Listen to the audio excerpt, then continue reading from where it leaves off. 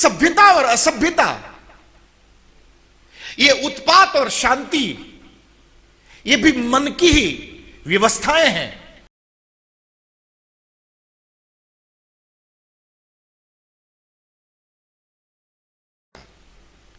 ये सब मन को बहकाने की बातें हैं कि फला आदमी मेरा बुढ़ापे का सहारा है। कोई किसी का सहारा नहीं है। आप कोलैप्स हो जाओ, बस उतनी देर है, जैसे ही आपको चक्कर आया वो सारे सहारे खिसक लेते हैं। गांडीवम स्रंसते हस्तात् त्वक्चैव परिदह्यते। पूरी बॉडी में एक सिरहन सी पैदा हो गई, जलने लगा वो अंदर से।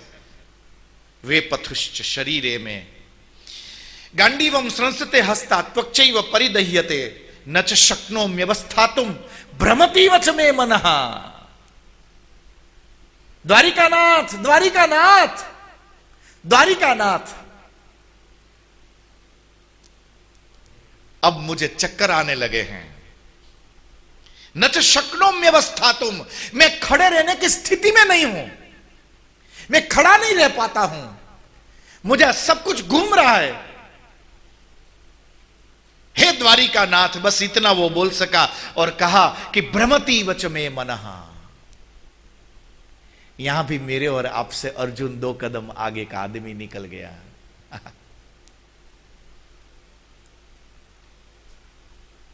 जब जिंदगी में कुछ समझ में न आए ना, तो हम अक्सर उन नाशवंतों का सहारा ढूंढते हैं जो खुद को भी बचाने में असक्षम है। धन्य है अर्जुन, जब उसको लगा कि अब चक्कर आने लग गए हैं, तो साफ साफ बोल रहा है और कह रहा है कि न शक्नोम्यवस्थातुं, मैं अब खड़े नहीं रह पाऊंगा, मैं गिरता जा रहा हूं। जब आप गिरते हो उस समय भले ही द्वारिकानाथ से सहारा न मांगो, बस उसको बोल के गिरो। अक्सर लोगों की जिंदगी में ऐसा होता है कि इतना नीचे गिर जाता है, तब भी वो स्वीकार करने को तैयार नहीं होता है कि मैं गिर चुका हूं, और इसीलिए उसका सहारा देने के लिए द्वारिकानाथ नहीं आते हैं। फिर हारे का ही सहारा है। पाखंड प्रचुरे लोके कृष्ण एव गतिर्मम। तब पाखंड का सहारा लेना पड़ता है, क्योंकि द्वारिकानाथ से उम्मीद अब हो ही नहीं सकती। कुछ लोग इतने नीचे गिर जाते हैं अपने स्वार्थ में कि उनके पास इतना भी समय नहीं बचता है कि वो द्वारिकानाथ को कह सके कि अब मैं खड़ा नहीं रह पाता हूं। होता है, जिंदगी है, कभी कोई गिर भी जाता है। गिरना बुरा नहीं है, बस मेरी और आपकी जिंदगी जब गिरे तब नजर द्वारिकानाथ की होनी चाहिए। न च शक्नोम्यवस्थातुं भ्रमति वच मे मनः। जब कोई सवाल उलझाने लगे, कभी कभी हम कहते हैं ना, कब तो मेरा दिमाग घूम गया यार, ऐसी बात, दिमाग घुमा दिया इस आदमी ने, तो दिमाग घूम जाता है। यह दिमाग घूमने का मतलब है कि बहुत बार दिमाग तो घूम जाता है। कभी सत्ता के नशे में दिमाग घूम जाता है, कभी संपत्ति के नशे में दिमाग घूम जाता है, कभी रूप के अभिमान में दिमाग घूम जाता है, कभी ज्ञान के अहंकार में दिमाग घूम जाता है। पर मेरा और आपका जब दिमाग घूमता है, तब मेरे और आपके साथ फरियाद करने के लिए द्वारिकानाथ नहीं होता है, और इसीलिए मैं और आप फिर जिंदगी भर घूमते ही रह जाते हैं। फिर हमें कोई बचाने नहीं आता है। भाग्यशाली है अर्जुन, जब वो गिर रहा था तब भी बताने के लिए द्वारिकानाथ सामने खड़े थे, और अब जब उसका दिमाग घूमने लगा तब भी वो द्वारिकानाथ को बोल रहा है, हम किसी को कभी नहीं बोलते हैं, बल्कि चेहरे के ऊपर एक और नया चेहरा लगाकर निकलते हैं।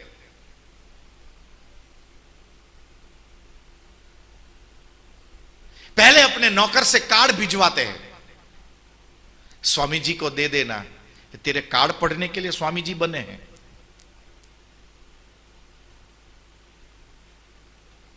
फिर अहंकार से आता है, फिर आके बैठ के, क्योंकि सुना है कि इन संतों के पास जाके पुण्य मिलता है, तो रोज तो पापी करते हैं, थोड़ा कट जाएगा, यदि इसकी दया हो जाए तो थोड़ा और ज्यादा कट जाएगा।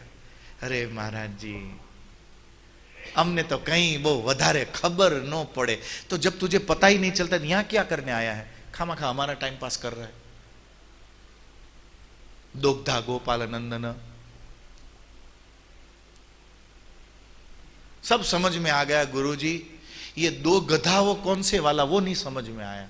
फिर गुरुजी को कहना ही पड़े कि एक तू जो था और एक जो मैं, कि जो तुझे इंसान समझ रहा हूं और कब का मैं माथा पका रहा हूं। अपने दोनों से बढ़कर कौन गधे हो सकते हैं। दो गधा गोपाल नंदन। कुछ लोगों ने मुखौटे ऐसे बनाए कि उन्होंने तो अपनी जिंदगी को एक मजाक बना दिया साहब, मजाक बन गई जिंदगी। हैं गुरुजी, हम तो क्या है, आपके चरण की धूल है। बात शुरू यहां से करेंगे, फिर तो मेरे से ज्यादा आप अनुभवी संत हो, मैं क्या बोलूं इस मामले में, जानते ही हो। कुछ लोग तो विनम्रता इसलिए दिखाते हैं ताकि सामने वाले को नीचा दिखाया जा सके। आपको अनुभव होगा सबको। चेहरे पे चेहरे लगा के निकलते हैं, मुखौटे पहन के निकलते हैं, पाखंड करते हैं और इतने नीचे गिर जाते हैं कि किसी को बोलने की स्थिति में नहीं रहते हैं। एक टाइम होता है, यदि उस समय किसी को इशारा दे दिया तो दे दिया, नहीं तो कब गिर जाओगे पता नहीं रहता है। और इसलिए न च शक्नो व्यवस्था तुम ब्रह्मति वच में मनः। और फिर यदि हम एक्टिवली इस पिक्चर को देखें तो कुछ ऐसा हुआ होगा कि वो बस गिरते गिरते बोला होगा, एकदम से कोलैप्स हो रहा होगा, तो द्वारिकानाथ तुरंत उठे होंगे और अर्जुन का हाथ पकड़ के उसको थाम लिया। अर्जुन क्या बात है भाई, क्या हो गया तुझे? एकदम से उसने बॉडी कंट्रोल छोड़ दिया होगा, तो आप ये भी कह सकते हैं कि द्वारिकानाथ ने अपना सहारा दे दिया होगा। और द्वारिकानाथ ने अपना सहारा देते हुए उसको चेताने की कोशिश करी होगी, और ऐसे ही अर्जुन उनके कंधे पर बैठा होगा और कंधे पे बैठा हुआ अर्जुन को ऐसे चेताते चेताते द्वारिकानाथ पूछ रहे होंगे, अर्जुन क्या बात है दोस्त, ये क्या हो गया तुझे? और तब द्वारिकानाथ का हाथ मजबूती से पकड़ता हुआ अर्जुन डरता डरता बोला होगा कि महाराज और कुछ नहीं, निमित्तानि च पश्यामि विपरीतानि केशव। कल तक जिनको मैंने अपना माना था, कल तक जिन लोगों के साथ जीने मरने की मैंने कसम खाई थी, आज वही लोग मेरे विरोध में आके खड़े हैं। बस जिंदगी के रणांगण में ऐसा ही होता है, कब कौन आदमी बदल जाए पता नहीं चलता है। और हमारे भारत में तो हर 5वें साल पता चल जाता है।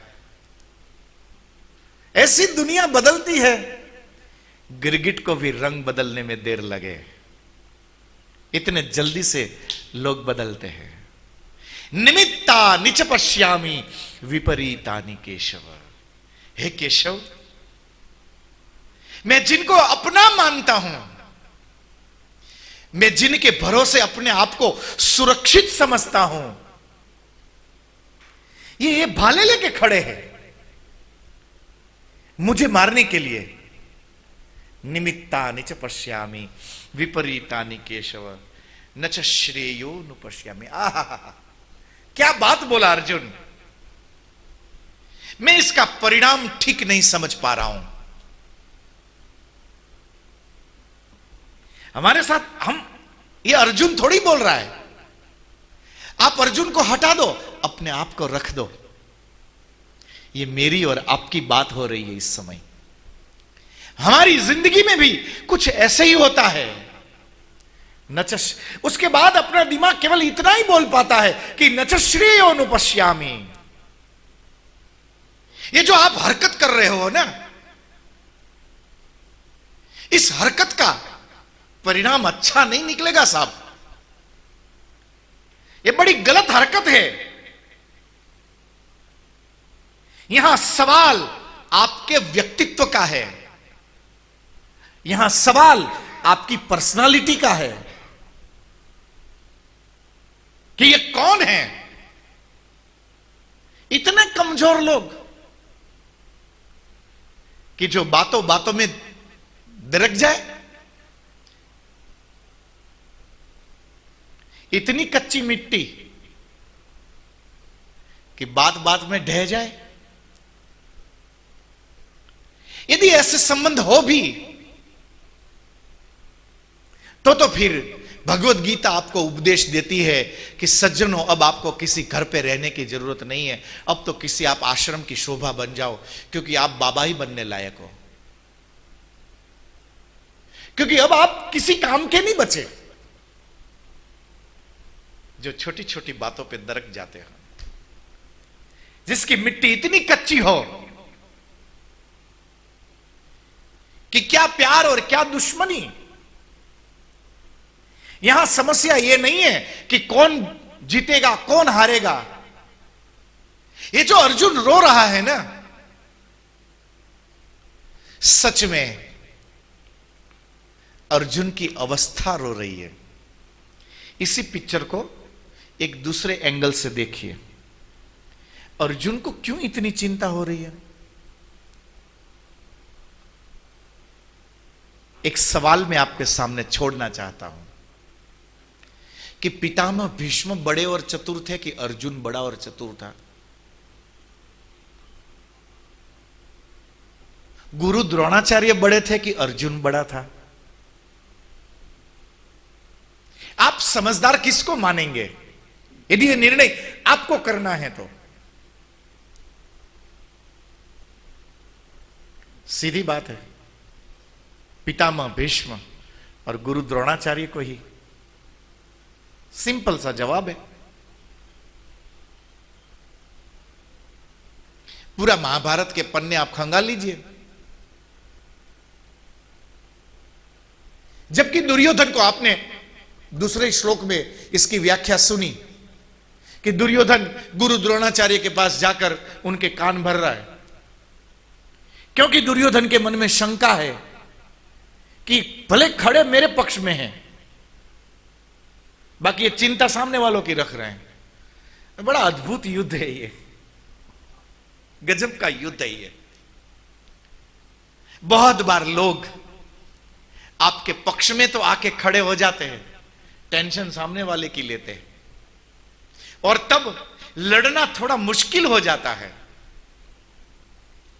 पर उसके बावजूद भी आप देखिए, पितामह भीष्म या तो गुरु द्रोण के दिमाग में कोई किंतु परंतु नहीं है, एकदम मजबूती से खड़े हैं, स्थित प्रज्ञ होकर कि मैंने तो शंख बजा दिया, अब तू बजा, आ सामने, एकदम तैयार हूं मैं। वो तो प्रत्यंचा को खींच के चढ़ा रहे थे उस समय, जिस समय ये बात चल रही थी। फिर ये अर्जुन काहे को इतना परेशान हो रहा है?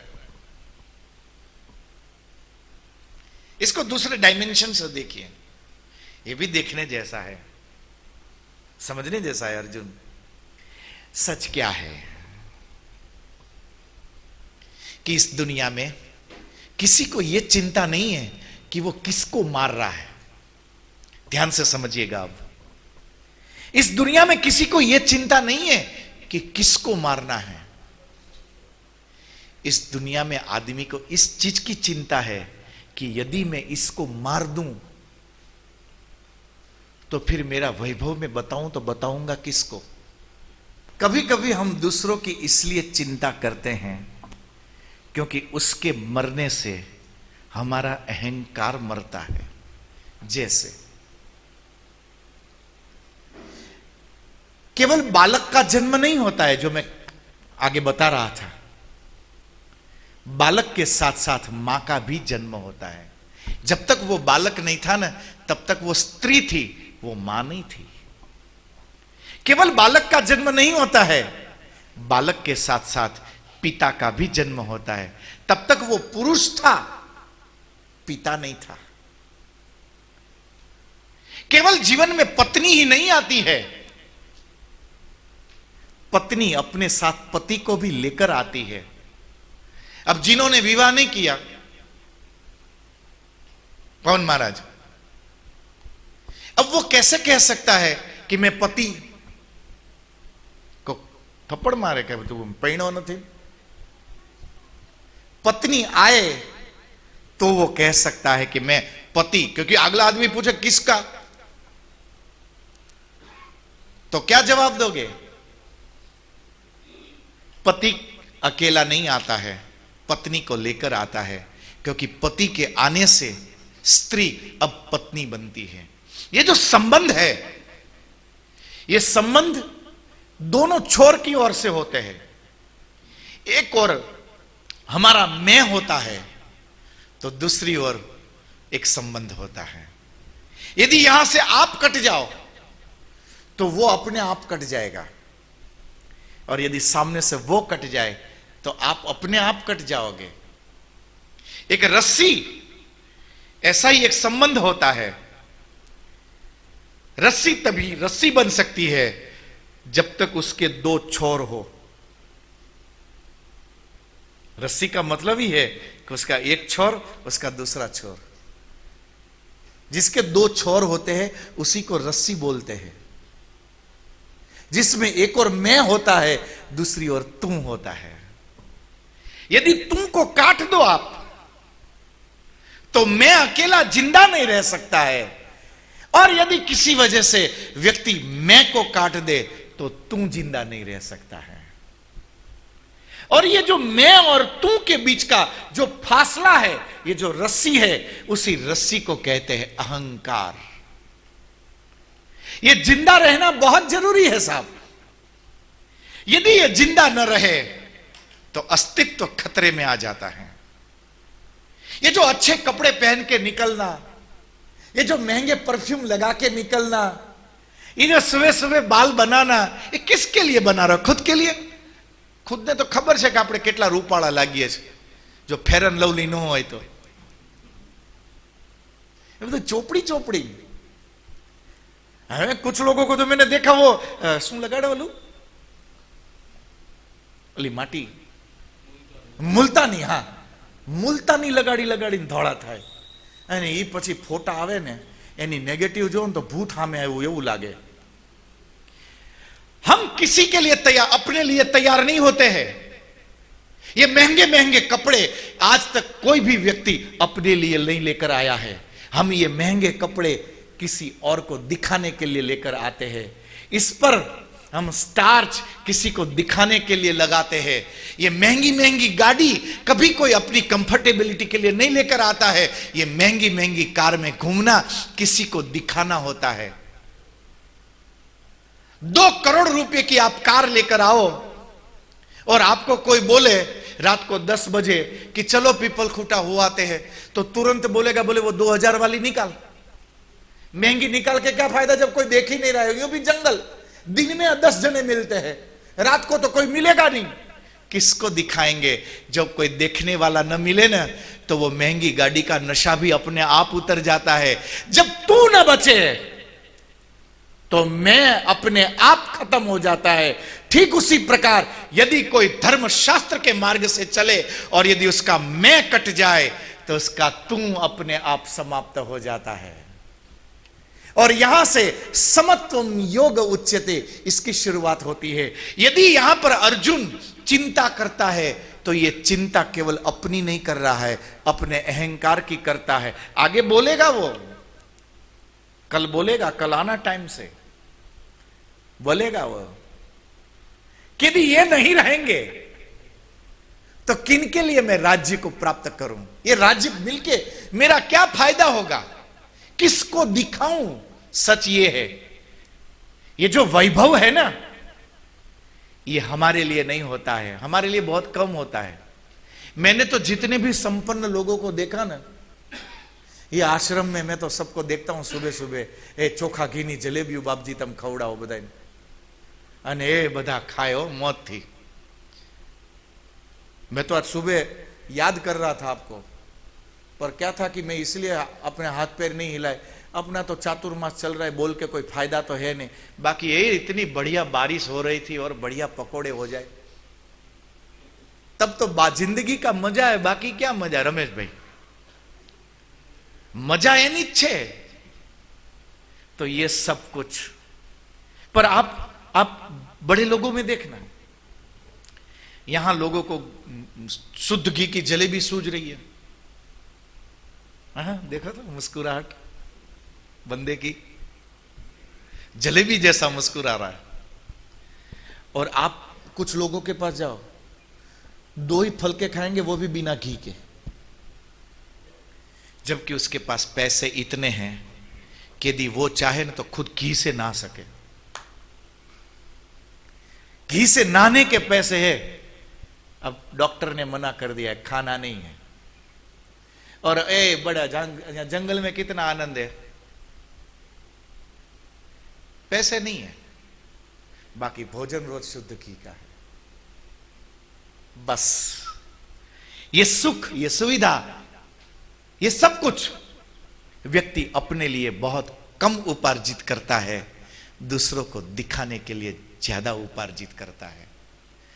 जब आप किसी आश्रम में जाओ तो मिट्टी के राम पात्र में दाल परोसते हैं, सब्जी आती है, 2 टिक्कड़ आ जाते हैं, पर बढ़िया स्वाद आता है।